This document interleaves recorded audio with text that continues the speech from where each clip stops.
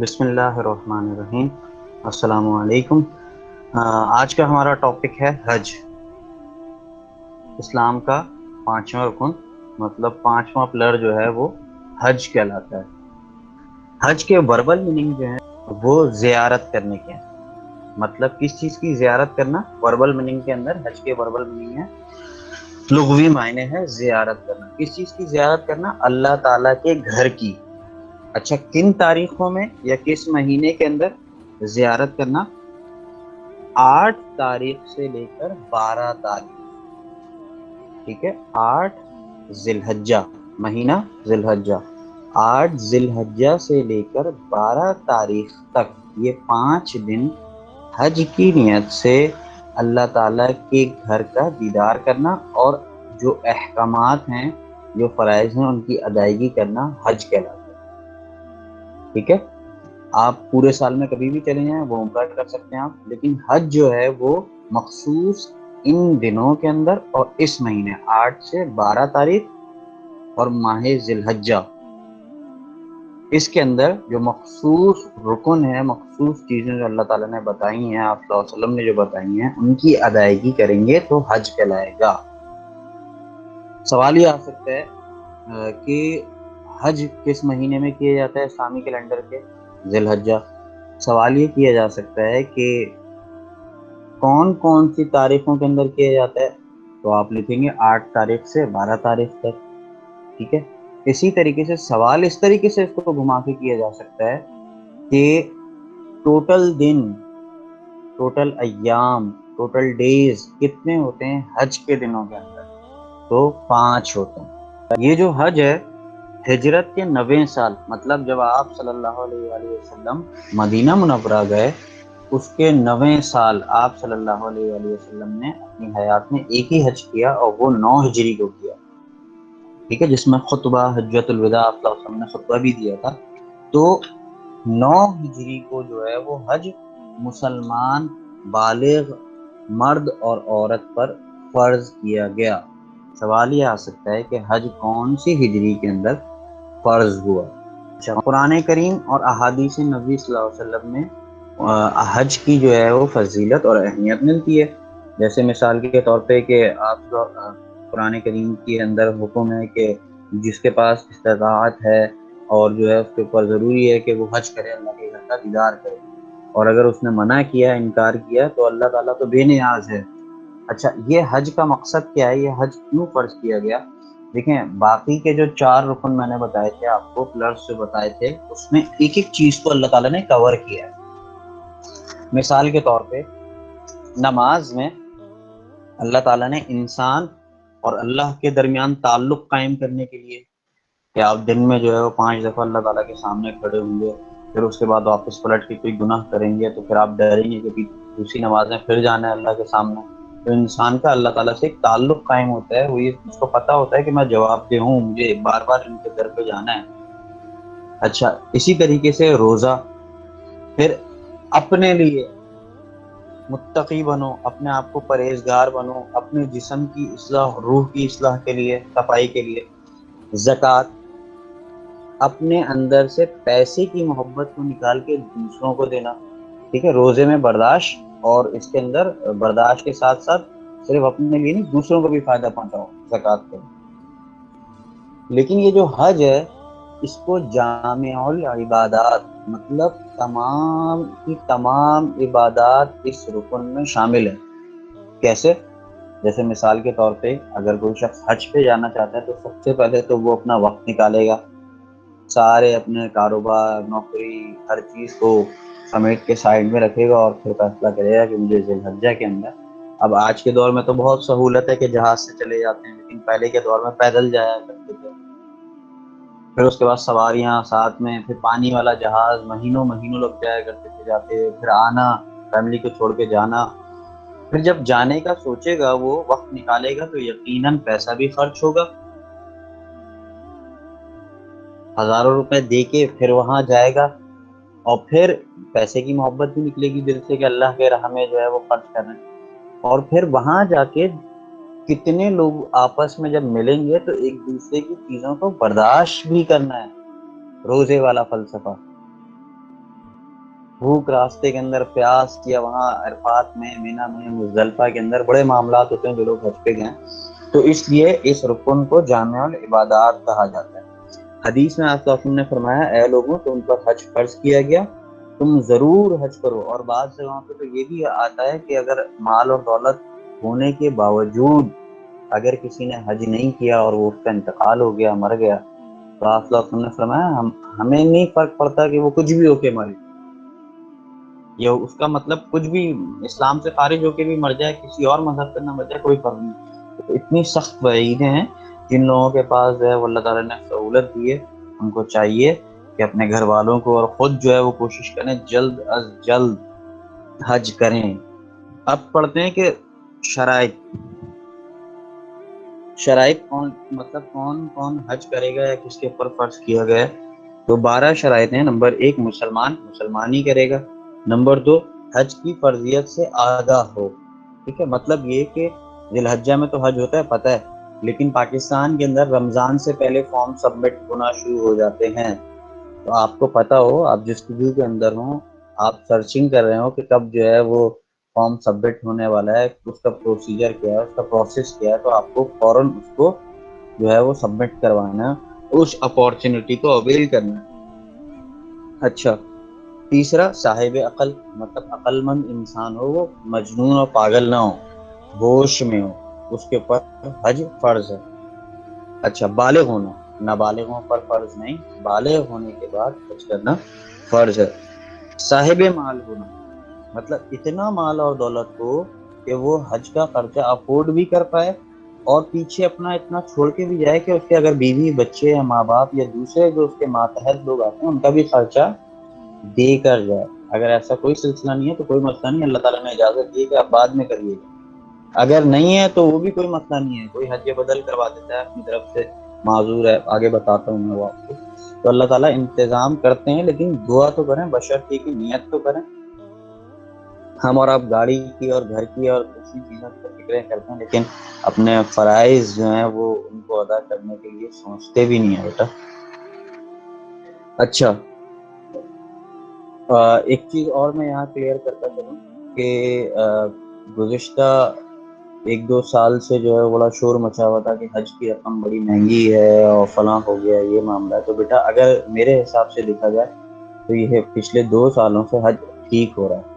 اس کی وجہ کیا ہے؟ اس کی وجہ یہ ہے کہ دیکھیں، جو سستا ہوتا ہے پیکیج وہ اس صورت میں ہوتا ہے جب گورنمنٹ سبسڈیز دیتی ہے، مطلب آپ کی جگہ خود پیسے پے کر رہی ہوتی ہے، ٹھیک ہے۔ گورنمنٹ کے پاس اتنا پیسہ تو ہے نہیں کہ وہ خرچہ ہم لوگوں کا برداشت کر سکے، تو وہ سبسڈیز دینے کے لیے پچھلی حکومتیں، میں کسی حکومت کو فیور نہیں دے رہا، یاد رکھیے، میں سمجھا رہا ہوں آپ کو کہ دوسری جو پچھلی حکومتیں جو گزری ہیں وہ کیا کرتی تھیں کہ وہ لون لیتی تھیں، قرض لیتی تھیں ورلڈ بینک سے، IMF سے یا دوسری جگہوں سے، اور پھر حجاج کرام کو سبسڈی دیا کرتی تھیں۔ اب جب وہ قرض لیا کرتی تھیں تو اس کے اوپر سود پے کر کے ان کو واپس کرنا ہوتا تھا، ٹھیک ہے۔ مطلب یہ کہ پچھلی گورنمنٹس نے جو سبسڈیز دی اس کے پیچھے یقیناً وہ لون یا سود جو ہے وہ اس کی اگینسٹ میں اتارے گی، تو آپ کے حج میں تو جن جو ہے وہ سود کا عنصر پایا گیا، نمبر 1 بات۔ اور نمبر 2 بات کہ اللہ تعالیٰ نے خود کہا ہے کہ اگر آپ کے پاس اتنی مال اور دولت ہے تو آپ حج پہ جائیں، نہیں ہے تو کوئی مسئلہ نہیں ہے، گناہ نہیں ہے۔ تو اگر حج 5 لاکھ کا ہو گیا یا 10 لاکھ کا ہو گیا، اس کے اندر گورنمنٹ نے سبسڈی نہیں دی، مطلب سود کا عنصر شامل نہیں ہے ورلڈ بینک کا اور IMF کا، اور آپ کے پاس اتنی مال اور دولت ہے کہ آپ افورڈ کر سکتے ہیں، تو آپ ضرور جائیں۔ اگر نہیں کر سکتے تو کوئی مسئلہ نہیں ہے، لیکن کم از کم وہ جو سبسڈی حج کے اوپر گورنمنٹ دیتی ہے وہ کسی ایسے انسان کو مل جائے جس کے گھر کے اندر چولہا نہیں جل رہا، کوئی بیمار ہے، کوئی اور تکلیف ہے، کسی اور کے ساتھ کوئی اور مسئلہ ہے، کہیں اور کسی اور کام میں استعمال کر سکتی ہے، لیکن حج جیسے رکن کے اندر جس کے اندر کہا ہی گیا ہے کہ وہ شخص جائے گا جس کے پاس مال اور دولت ہو، صاحب مال ہو شرائط میں سے، ٹھیک ہے۔ تو بیٹا یہ اس چیز کے اوپر کم از کم اب آپ لوگوں کو میں نے کلیئر کیا ہے، آپ لوگ یہ بات نہیں کریے گا۔ اگر جانے والے اگر کروڑ کا بھی ہو گیا، جن کو اللہ تعالیٰ نے اتنی توفیق دی ہے وہ کروڑ بھی اللہ کے نام پہ نکالیں گے اور جائیں گے، ضرور جائیں گے، لیکن اگر کسی کے پاس نہیں ہے تو کوئی مسئلہ نہیں ہے۔ لیکن دوسروں کا اس چیز میں ہمیں خیال کرنا چاہیے۔ اچھا، آزاد ہونا، آج کے دور میں غلام کا کوئی کانسیپٹ ہی نہیں ہے، تو ہر کوئی آزاد ہے۔ اتنا وقت میسر ہو کہ جائے، آرام سے اپنے ارکان ادا کرے اور واپس آئے، جلد بازی کا نہیں، اتنا وقت ہونا چاہیے۔ مقروض، اگر قرض دار ہے تو وہ حج نہیں کرے گا، اگر قرض لیا ہوا ہے تو وہ حج نہیں کرے گا۔ لیکن اب قرض جو ہے وہ گاڑی کے لیے لیا ہوا ہے یا گھر کے لیے لیا ہوا ہے کہ جو ہے وہ بنگلہ لے لوں 600 گز کا یا 1000 گز کا، یا آج کل کاروباری بھی قرض لین دین چل رہا ہوتا ہے، بزنس کا ایک روٹین بنا ہوا ہے، تو اس سچویشن میں ذرا پوچھ لیجیے گا کسی سے کہ کیا کرنا چاہیے۔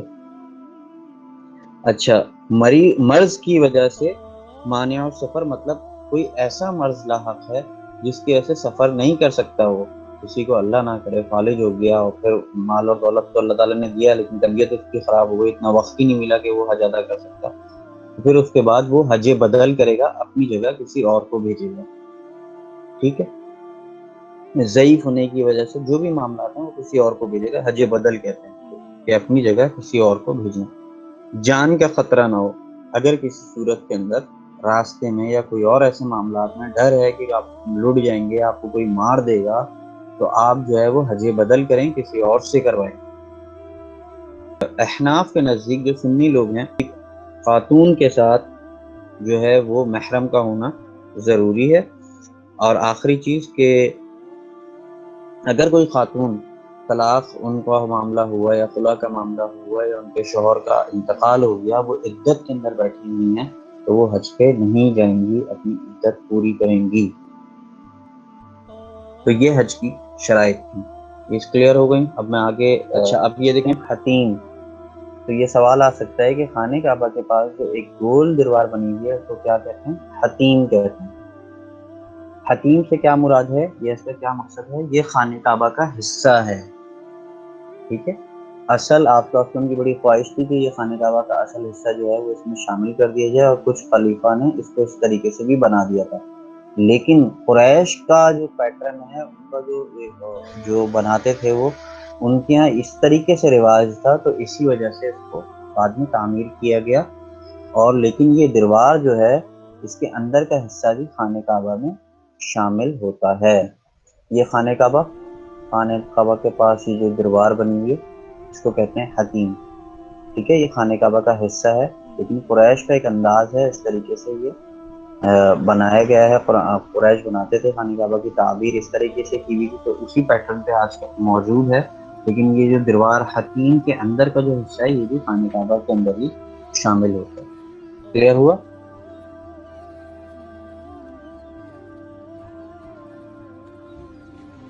اچھا اب دیکھیں، یہاں خانہ کعبہ کے پاس ایک صفا پہاڑ ہے اور دوسرا مروہ ہے۔ بی بی ہاجرہ نے یہاں پہ 7 چکر لگائے تھے، اور زمزم کا کنواں، اس کو کہتے ہیں سعی، اردو میں اس طریقے سے لکھتے ہیں، اور یہ رومن میں ہی لکھا ہوا آئے گا، ٹھیک ہے۔ کلیئر؟ 7 چکر لگانے کو صحیح کہتے ہیں۔ اچھا اب دیکھیں، جس طریقے سے کراچی کے اندر کراچی ایک شہر ہے، تو یہ سمجھ لیں کہ یہ ایک مکہ پورا شہر ہے، اور اس مکے کے اندر یہ جو مسجد ہے جس میں خانہ کعبہ ہے اس کو کہتے ہیں مسجد الحرام، اس کے پھر اپنے دروازے، اور اسی طریقے سے مکہ شہر کے کچھ اپنے علاقے، جیسے کراچی کے اندر ڈیفنس ہو گیا، نازم آباد ہو گیا، گلشن ہو گیا، PCHS ہو گیا۔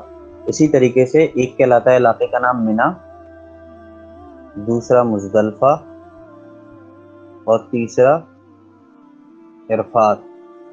یہ 3 علاقے مشہور ہیں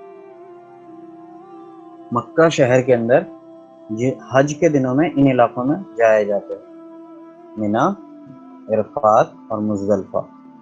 اب جس طریقے سے کراچی شہر ہے اس کے اپنے گیٹ ہیں، ٹول پلازا ہیں جس کو اردو میں چنگی کہتے ہیں، اسی طریقے سے مکہ شہر کے اندر داخل ہونے کے لیے 5 دروازے ہیں جس کو عربک کے اندر میقات کہتے ہیں۔ یہ سوال آ سکتا ہے ون بس کے اندر کہ میقات کس کو کہتے ہیں؟ شہر مکہ کے اندر داخل ہونے کے لیے جو ہے وہ 5 دروازے ہیں. وہ دروازہ جہاں پہ مسجد عائشہ بنی ہوئی ہے وہ سب سے قریب ہے ڈسٹینس کے اندر. تو یہاں واپس شہر سے باہر نکل کے لوگ نیت کرتے ہیں عمرے کی یا حج کی اور واپس شہر میں جاتے ہیں احرام پہن کے. اب جب عمرے یا حج کی نیت کی جاتی ہے تو ایک چیز پہنتے ہیں احرام. احرام کس کو بولتے ہیں؟ احرام بولتے ہیں مردوں کے لیے 2 سفید چادر سلی ہوئی. احرام کا دوسرا مطلب یہ سمجھ لیں بہت سمپل الفاظ میں کفن. جیسے وہ چٹنی گرا کر جو ہے وہ ڈیمو دیے جاتے ہیں اسی طریقے سے اللہ تعالیٰ نے اس دنیا کے اندر ایک ڈیمو دے دیا ہے کہ مرنے کے بعد روز حشر یا محشر کے اندر قیامت والے دن اس طریقے سے سب جمع ہوں گے، حساب کتاب ہوگا، کہاں کھڑے ہوں گے. تو یہ ایک پریکٹس ہے، اسی لیے اس رکن کو فرض بھی کیا گیا ہے کہ اپنی زندگی میں ہر ایک دفعہ ایک شخص کر کے دیکھ لے کہ یہ ہوگا. تو احرام جو ہے وہ پہنا جاتا ہے. یہ سارے ورڈز جتنے ہیں رومن میں لکھے ہوئے ہیں. احرام بولتے ہیں 2 سفید چادر مردوں کے لیے بغیر سلی ہوئی، ایک تہمت کی طرح باندھ دیتے ہیں اور ایک اوڑھتے ہیں. اور خواتین کا جو کپڑے ہیں وہی ان کا احرام ہے، اوپر سے ایک گون اور اسکارف آ جاتا ہے. اب جب مکے شہر کے اندر داخل ہوتے ہیں اور کسی میقات پہ آتے ہیں تو وہ عمرہ کرنے والا زائرین جو ہے یا حج کرنے کی نیت سے جو داخل ہوتا ہے وہ یہاں پہ آ کے نیت کرتا ہے. اس سے پہلے احرام پہنتے ہیں، اور احرام پہننے کے بعد اس کا تقاضا یہ ہے کہ کچھ چیزیں ہم پر حرام کر دی جاتی ہیں، روک دی جاتی ہیں. جیسے مثال کے طور پر میاں بیوی کے تعلق یا شکار کرنا یا خوشبو لگانا. اگر کسی نے یہ کام کیا تو اس کے اوپر دم مطلب صدقہ واجب ہو جاتا ہے، وہ صدقہ کرے گا. ٹھیک، احرام پہننے کے بعد احرام پہنا جاتا ہے یہاں میقات پہ، اور پھر جو ہے وہ مکہ شہر میں داخل ہوتے ہیں اور پھر خانہ کعبہ کا جا کے طواف کرتے ہیں اور سعی کرتے ہیں عمرے والے. ٹھیک ہے، اور حج والے جو ہے وہ آگے جو 5 دن کے پورے ارکان ہیں وہ میں آپ لوگوں کو کمپلیٹ بتاتے ہیں. کلیئر ہوا یہاں تک؟ سمجھ میں آ گیا؟ اچھا، اب دیکھیے طواف. میں نے آپ کو بتایا میقات سے داخل ہوئے سب سے پہلے جا کے کریں گے طواف. طواف کی جو ہے وہ 3 قسمیں، 3 ٹائپس ہیں. یہ رومن میں لکھا ہوا آئے گا، میں بار بار کہہ رہا ہوں.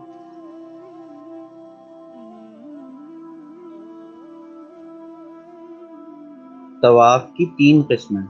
نمبر 1، جیسے مثال کے طور پہ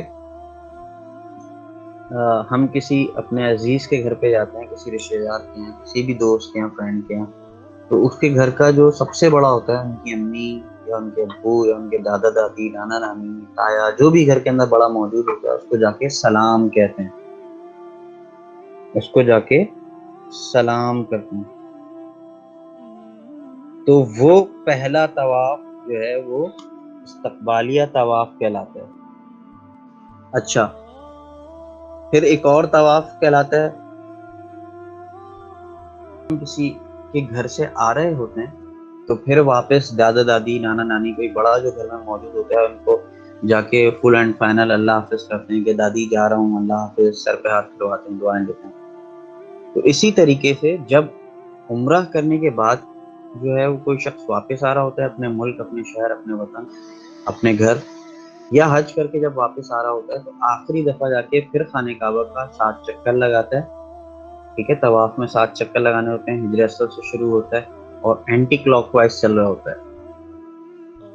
سنت طریقہ یہ ہے کہ آپ چائے میں اگر چمچ بھی گھما دیں تو اینٹی کلاک وائز جو ہے وہ گھمایا جائے طواف کی طرح. تو اس کو کہتے ہیں، وہ جو آخری دفعہ طواف کر رہا ہوتا ہے اس کو کہتے ہیں طواف الوداع. اچھا، تیسرا کہلاتا ہے طواف زیارت. یہ میں آپ کو جب حج کے ارکان پڑھاؤں گا تو اس وقت سمجھیں گے کہ یہ کب کیا جاتا ہے. یہ حج کا ایک رکن ہے. تو یہ تھا انٹرو تھوڑا سا حج کا. اب آگے لے کے میں اگلا اسٹیپ لے کے چلتا ہوں آپ کو کہ حج کی 3 اقسام ہیں. حج جو ہے، اب کوئی حج کرنے کے لیے اس نے فیصلہ کر لیا کہ میں حج پہ جا رہا ہوں، فارم بھی بھر دیا، ساری چیزیں کر لی.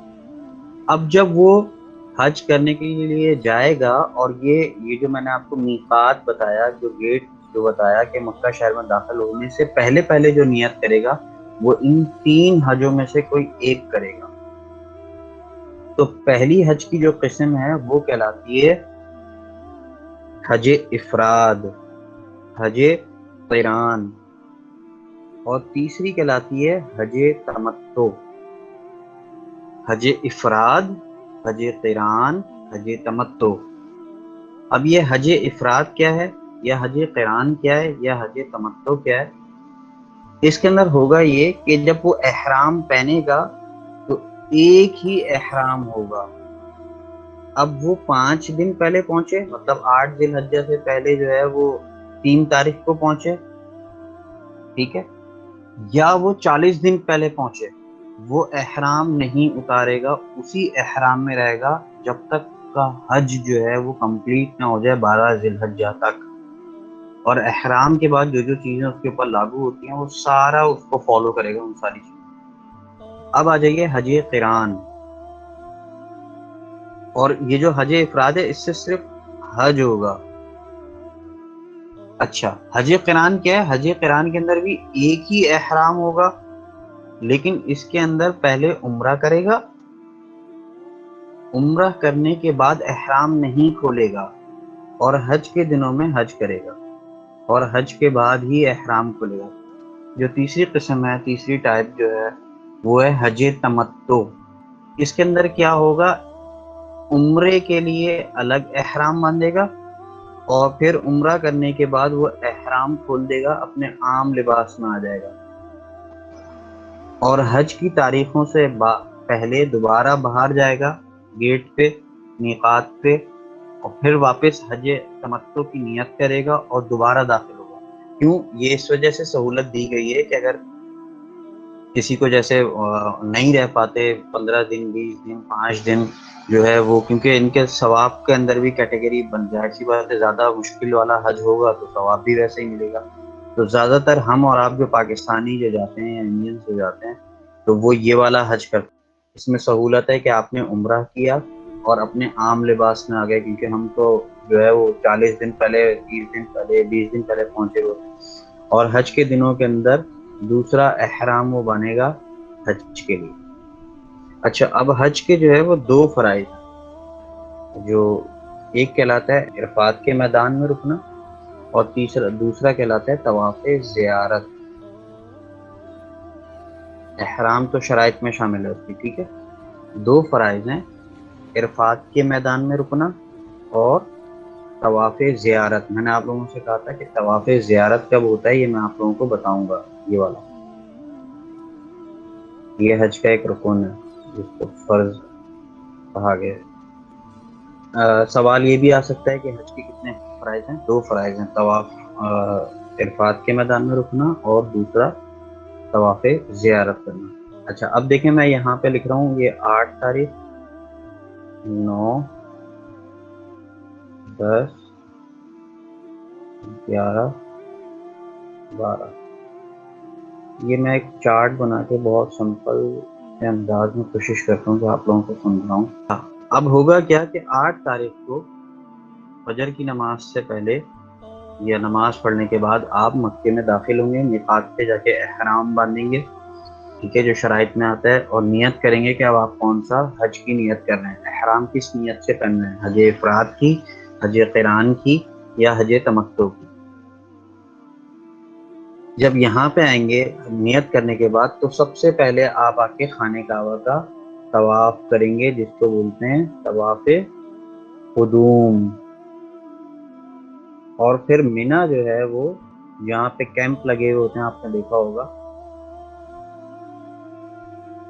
وہاں پہ جا کے رک جاتے ہیں، عبادت کرتے ہیں، اللہ تعالیٰ کی نمازیں پڑھتے ہیں اپنی نماز کے وقت میں، اور اپنا دن یہاں پہ مینا کے اندر عبادت کر کے گزارتے ہیں۔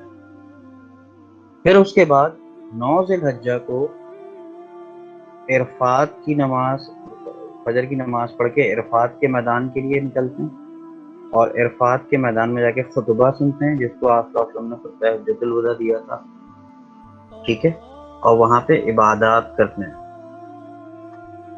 عرفات کے میدان کے اندر ظہر اور عصر کی نماز قریب قریب پڑھتے ہیں، مطلب یہ کہ ظہر کی نماز کا وقت ختم ہونے کے قریب ہو اور عصر کی نماز شروع ہونے کا وقت. تو پہلے ظہر کے وقت میں ظہر کی نماز پڑھیں گے, تھوڑی دیر کے اندر عصر کی اذان ہوگی, عصر کی نماز فوراً پڑھیں گے.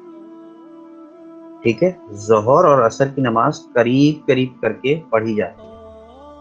اچھا, پھر مغرب کی نماز پڑھے بغیر مزدلفہ چلے جاتے ہیں. ایک پہاڑی علاقہ ہے جہاں پہ کھلے آسمان کے نیچے رات گزارتے ہیں اور کنکریاں جمع کرتے ہیں, عبادت کرتے ہیں اور کنکری جمع کر لیتے ہیں شیطان کو مارنے کے لیے. جب حضرت ابراہیم علیہ السلام حضرت اسماعیل علیہ السلام کی قربانی کے لیے جا رہے تھے تو شیطان نے برگلایا تھا, تو حضرت ابراہیم علیہ السلام نے کنکریاں ماری تھی.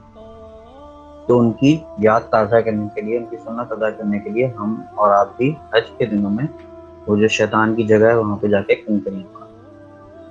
اور پھر مزدلفہ پہنچ کے مغرب اور عشاء کی نماز اسی طرح پڑھیں گے کہ مغرب کا وقت ختم ہونے والا ہو اور عشاء کا وقت جو ہے وہ شروع ہونے والا ہو. یہ دونوں ایک ساتھ پڑھیں گے. اب جو ہے وہ فجر کی نماز کے بعد جو ہے وہ واپس مینا آیا جائے گا اور تینوں دن یہیں مینا میں رہا جائے گا. لیکن کام کیا کرنا ہے وہ میں آپ لوگوں کو بتا دیتا ہوں. مینا کے اندر واپس فجر کی نماز کے بعد مینا میں آیا جائے گا جہاں کیمپس بنے ہیں. وہاں پر آ کے سب سے پہلے قربانی ہوگی یاد تازہ کرنے کے لیے. یہ جو قربانی کی جاتی ہے بیٹا, اس کا مقصد یہ ہے کہ جب دین کے اوپر بات ہے نا, اللہ اور اس کے رسول صلی اللہ علیہ وسلم پر, تو مسلمان جو ہے وہ جھکتا نہیں ہے, ان دو چیزوں میں کمپرومائز نہیں کرتا. یہ قربانی ایک پریکٹس ہے کہ اگر اسلام, اللہ اور اس کے رسول صلی اللہ علیہ وسلم پر بات ہوئی تو اس طرح چیٹ دیں گے. ٹھیک ہے. اور دوسری بات یہ میں ایک چیز آپ کو اور سمجھاؤں بیٹا, کہ دیکھیں میں نے آپ لوگوں کو بتایا تھا کہ ایک عشق حقیقی ہوتا ہے, ایک عشق مجازی ہوتا ہے. مجازی مطلب دنیا کی کسی بھی رشتے سے, کسی بھی چیز سے محبت, اور عشق حقیقی جو ہوتا ہے وہ ہوتا ہے اللہ اور بندے کے درمیان محبت. حضرت ابراہیم علیہ السلام کتنے عرصے کے بعد اولاد اللہ تعالیٰ نے دی, اور وہ بھی لڑکا. ہم لوگ تو مرتے ہیں نا, مطلب کہ لڑکا ہو جائے لڑکا ہو جائے, کسی کے گھر میں بیٹی ہو گئی وہ بیٹی ہوئی ہے, جبکہ وہ بیٹی رحمت ہے. رحمت کا کوئی حساب کتاب نہیں ہے. جن کے گھروں میں بیٹیاں ہوتی ہیں ان کے گھر کے اندر رزق کی فراوانی ہوتی ہے. ان کے حالات دیکھا کریں, کتنا سکون, گھر کے اندر جائیں کتنا خوبصورت صاف ستھرا ماحول ہوتا ہے نسبتاً لڑکوں کے گھر کے. جو لڑکے ہیں دیکھ لیں وہ اپنے گھر کی حالت. اچھا, لڑکا نعمت ہے اور نعمت کا حساب کتاب ہوگا, یاد رکھیے. نمبر ایک چیز. نمبر دو چیز کہ جب کسی کی اولاد ہوتی ہے, چھوٹے بچے سے محبت, کھیلنا کودنا, خاص کر ماں اور باپ ایک مطلب اس نگاہ سے دیکھتے ہیں کہ اپنی اولاد کو ہی نظر لگ جاتی ہے. ان کی اتنی پیار, اتنی محبت, اپنا جگر کاٹ کے دے دیتے ہیں. تو جب حضرت اسماعیل علیہ السلام پیدا ہوئے تو اس وقت حضرت ابراہیم علیہ السلام کی محبت جو ہے وہ مطلب یہ سمجھیں کہ 100% محبت اللہ تعالیٰ کی طرف کی تھی. 1% صرف یہاں 99 رہ گئی. 1% وہ جو محبت کی نگاہ تھی باپ ہونے کے ناطے حضرت اسماعیل علیہ السلام پر پڑی, تو اللہ تعالیٰ کو گوارا نہیں ہوا کہ کیوں. اسی وجہ سے حضرت ابراہیم علیہ السلام کو حکم دیا تھا کہ یہاں چھوڑ دیں آپ اور چلے جائیں اللہ کے راستے پہ تبلیغ کرنے کے لیے, دین کی خدمت کے لیے. پھر اللہ تعالیٰ نے وہ الگ ان کا حفاظت کی, آب زمزم اور صحیح والا معاملہ پورا. پھر کئی سالوں کے بعد اجازت ہوئی کہ چلے جائیے واپس اپنی بیوی کے پاس, اپنے بیٹے کے پاس. اور پھر جب واپس آئے تو کئی سالوں کے بعد دوبارہ وہ اپنے بیٹے کا بچپن جو ہے وہ نکل گیا تھا, لیکن جب اس کو دیکھا اتنا بڑا کہ وہ بات چیت کر رہے ہیں, تو وہ پھر دوبارہ محبت 99% اوپر رہی. 1% جو ہے وہ حضرت اسماعیل علیہ السلام تو اللہ تعالیٰ کو گوارا نہیں ہوا. اللہ تعالیٰ نے فرمایا کہ تمہارے اور میرے بیچ میں کیا چیز آ رہی ہے سب سے محبوب, حضرت اسماعیل علیہ السلام انہی کو ذبح کر دو, میرے راستے پہ کر دو. اور پھر وہ والد بھی کیا والد تھے اور وہ بیٹے بھی کیا بیٹے تھے, کہ بیٹے خود کہہ رہے ہیں کہ آنکھوں پہ پٹی باندھ دیجیے گا, پاؤں پہ رسی باندھ دیجیے گا. تو بیٹا اس لیے یہ قربانی یہ بھی ہے کہ ہماری نظریں صرف اللہ تعالیٰ کی طرف ہونی چاہیے. ہمارا تو جینے کا مقصد ایسا لگتا ہے صرف دنیا, 2 دنیا, 4 اور 4 دنیا, پیسہ پیسہ پیسہ, بس اور کچھ نہیں. تو خیر مینا کے اندر قربانی کی جاتی ہے. قربانی کرنے کے بعد حلق بولتے ہیں بال کٹوانے کو. مرد جو ہے وہ بال کٹواتے ہیں, انجے ہوتے ہیں یا مشین کرواتے ہیں, اور خواتین جو ہے وہ ایک لٹ جو ہے ان کی ایک بالوں کی ایک لیئر جو ہے وہ لے کے چھوٹی انگلی کے اوپر گول گھمائی جاتی ہے اور اس لحاظ سے اس کو کاٹ لیا جاتا ہے۔ جب قربانی اور حلق ہو جاتا ہے تو پھر اس کے بعد جو ہے وہ آپ احرام کھول دیتے ہیں، احرام سے باہر آ جاتے ہیں۔ پھر اس کے بعد ایک چیز میں بتانا بھول گیا، سوری قربانی سے پہلے یہاں پہ شیطان کو کنکریاں ماری جاتی ہیں، 7 کنکریاں مارنے کو کہتے ہیں رمی۔ پھر اس کنکریاں مارنے کے بعد پھر قربانی، پھر حلق اور پھر احرام کھول۔ احرام کھولنے کے بعد اب جو ہے وہ جا کے یہ جو طواف زیارت میں نے آپ لوگوں کو بتایا تھا یہ کیا جاتا ہے، واپس مسجد الحرام جایا جاتا ہے، طواف کریں گے طواف زیارت اور واپس مدینہ آئیں گے۔ اچھا، یہ طواف زیارت کیونکہ اس 10 تاریخ کو طواف زیارت بہت رش ہوتا ہے تو ان تینوں دنوں میں کبھی بھی یہ کیا جا سکتا ہے، یہ حج کا ایک اہم رکن ہے جو فرض میں شامل ہوتا ہے۔ طواف زیارت ان 3 دنوں میں کبھی بھی ایک دفعہ کیا جاتا ہے۔ ٹھیک ہے، کلیئر ہوا؟ رہ گئے باقی 11 اور 12 تاریخ کو کیا کریں گے؟ تو 3 شیطان ہیں، ایک چھوٹا، ایک درمیانہ اور ایک بڑا۔ ان تینوں شیطانوں کو 11 اور 12 تاریخ کو 7 کنکریاں ماری جاتی ہیں اور کنکریاں مار کے واپس آئیں گے اور عبادت کریں گے۔ اچھا، اس حوالے سے سوال یہ کیا جا سکتا ہے کہ حج کے دنوں میں ٹوٹل شیطانوں کو کتنی کنکریاں ماری جاتی ہیں؟ تو ٹوٹل جو ہیں وہ 49 ہیں۔ 10 تاریخ کو 7 کنکری ایک شیطان کو ماری جائے گی، جبکہ تینوں شیطانوں کو 7 کنکریاں 11 اور 12 تاریخ کو ماری جاتی ہیں۔ تو ٹوٹل جب آپ کریں گے تو 49 آئے گا۔ بس آج کے لیے اتنا ہی، دعاؤں میں یاد رکھیے گا۔